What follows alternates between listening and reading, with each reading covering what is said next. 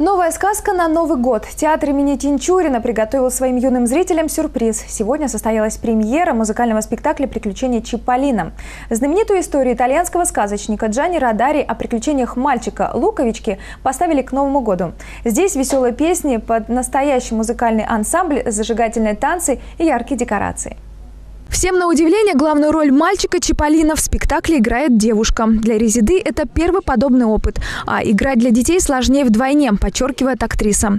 И текст должен быть доступным, и фальшивить нельзя. Маленького человечка ты не обманешь. Сложность в том, что мне нужно было найти походку мальчика, взгляд мальчика, подростка, голос. Значит, он и поет уже не по-девчачьи, а по-мальчишески. То есть все вот это нужно было находить, репетировать. Новую постановку артисты репетировали долго, 2 месяца бессонных ночей. Все песни в спектакле исполняются вживую под оркестр. Сюжет Чиполлино довольно прост, но именно этой простотой и добротой история привлекает как взрослых, так и самых маленьких. Судя по эмоциям детей, постановка им пришлась по вкусу.